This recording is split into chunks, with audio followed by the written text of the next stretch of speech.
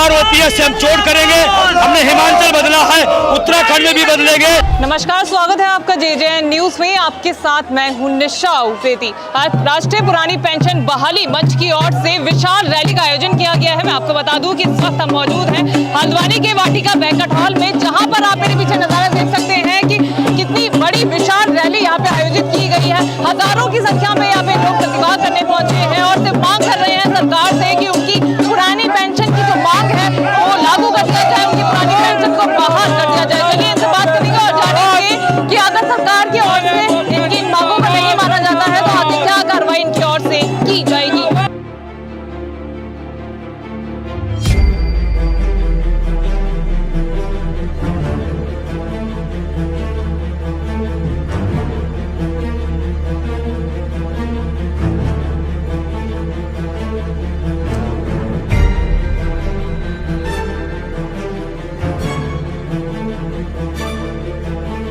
इस वक्त NMOPS के राष्ट्रीय अध्यक्ष हमारे साथ मौजूद हैं। इनसे बात करकर जानते हैं कि अगर सरकार की ओर से इनकी मांगों को नहीं सुना गया तो क्या कदम रहेगा। इतनी विशाल रैली आपकी ओर से आयोजित की गई है और सरकार को जगाने का काम कर रहे हैं, क्या कहेंगे सर? देखिए, NMOPS के बैनर से पूरे देश में लड़ाई चल रही है। आज हमारी हल्द्वानी में कार्यक्रम है। हमारी एक मांग है पुरानी पेंशन। पुरानी पेंशन हमारी बुढ़ापे की लाठी है, इसको लेकर रहेंगे। आज हम मुख्यमंत्री जी कहने आए हैं, ये जनसैलाब आप देख रही है, चारों तरफ एक उमड़ा हुआ है। हमारी एक डिमांड है पुरानी पेंशन। अगर नेता ले सकता है, प्रधानमंत्री मुख्यमंत्री ले सकते हैं, तो शिक्षकों कर्मचारियों को पुरानी पेंशन क्यों नहीं? 5 राज्य में पेंशन बहाल हो गई तो उत्तराखंड में क्यों नहीं? ये बात उत्तर सरकार से मैं करना चाहता हूँ। अगर सरकार नहीं सुनती है तो लोकसभा चुनाव में इसका असर पड़ेगा। देखिए, हमारा वोट फॉर ओपीएस का अभियान चलेगा। अगर सरकार हमारी बात नहीं सुनी, वोट फॉर ओपीएस से हम चोट करेंगे। हमने हिमाचल बदला है, उत्तराखंड में भी बदलेंगे।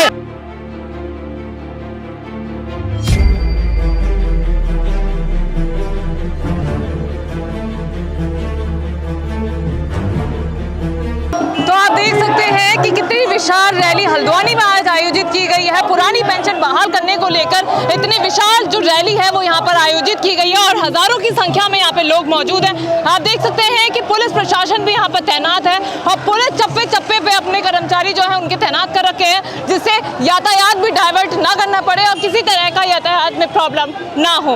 आज प्रशासन को जगाने के लिए आपकी ओर से रैली निकाली जा रही है, ये महा रैली निकाली जा रही है। क्या लगता है सरकार जागेगी?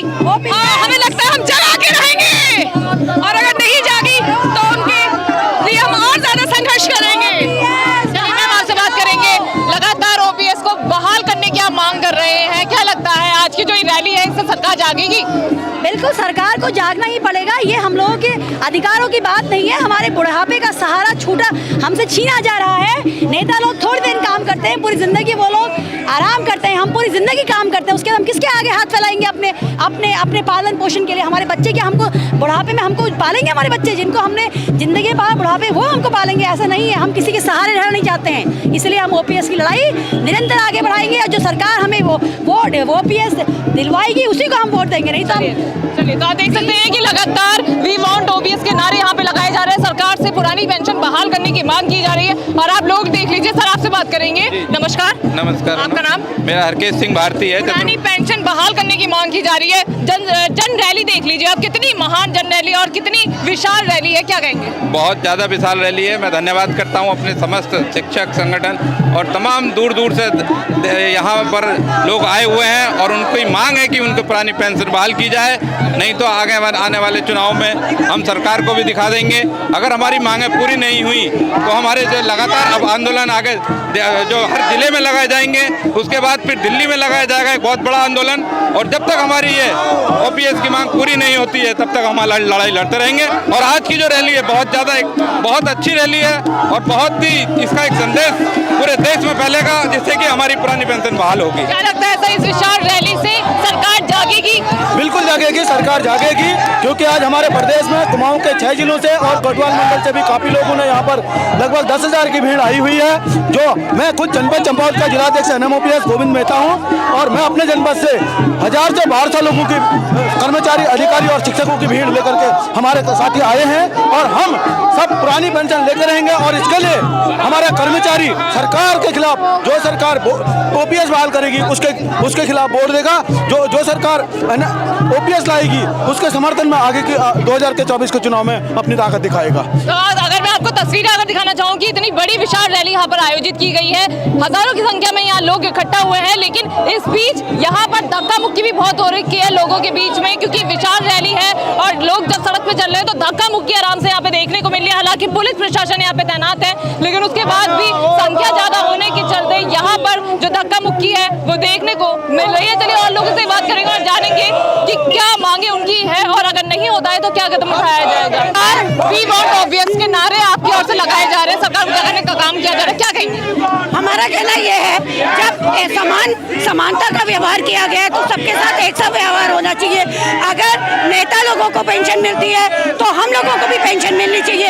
हम इतने सालों से सरकार की सेवा करते हैं, हमको बिना पेंशन के रखा जाता है, जबकि हमारा भविष्य खतरे में रहता है। हम सरकारी नौकरी पेंशन के लिए करते हैं, उसके बाद भी हमारी पेंशन बंद कर दी गई है, और सरकार अपनी 3-3, 4-4 तरह की पेंशन लेती है और उनको एक भी पेंशन देने के लिए तैयार नहीं रहती है। मेरा 3 महीने बाद रिटायरमेंट है, और मैं ये कह रहा हूँ कि जो देश के जितने भी लीडर हैं, चाहे वो विधायक हों या MP हों, अपने लिए तो वो एक हफ्ते में ही उनको पेंशन हो जाती है, अगर वो एक दिन शपथ लेता है तो।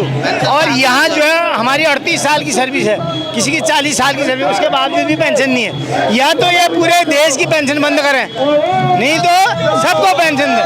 पेंशन जो पहले से आए, पेंशन जो है हमारा अधिकार है, हमारे बच्चों का, हमारे बच्चों के लिए, हमारे भविष्य के लिए, हमारे बुढ़ापे के लिए, हमारे बुढ़ापे का सहारा है, इसलिए पेंशन बहुत ज़रूरी है।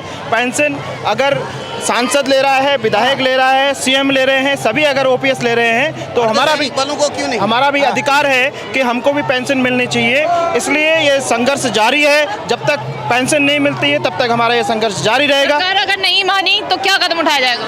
हम बड़ा आंदोलन करेंगे। अभी देखो ये कुमाऊं मंडल का आंदोलन चल रहा है, इसे पूरे उत्तराखंड में आंदोलन चलेगा, पूरे देश में चल रहा है, और कम से कम 5 या 6 राज्यों में ये लागू हो चुकी है। और अगर सरकार नहीं इस बात को मानती है तो उस सरकार को मानना पड़ेगा, क्योंकि कर्मचारी जो है वो देश को चलाते हैं, कर्मचारी जो है वो राज्य को चलाते हैं। अंतिम व्यक्ति तक अगर कोई योजनाओं का लाभ अगर कोई पहुंचाता है तो वो कर्मचारी है, और कर्मचारी को अगर उसका शोषण होता है तो वो बिल्कुल बर्दाश्त नहीं होगा। इसलिए OPS लागू होना चाहिए, ये हमारा मेन मुद्दा है। सीधी चेतावनी दे दी गई है सरकार को कि अगर बात नहीं सुनी गई तो 2024 में होने वाले लोकसभा चुनाव का बहिष्कार इन लोगों की ओर से कर दिया जाएगा। अब देखना ये होगा कि सरकार इस और कोई कार्रवाई करती है या फिर नहीं, क्या इनकी मांगों को पूरा किया जाता है या फिर नहीं। फिलहाल JJN की खास रिपोर्ट में इतना ही। मैं अपने सहयोगी पूजा भट्ट के साथ निशा उप्रेती, JJN न्यूज़ हल्द्वानी। नमस्कार।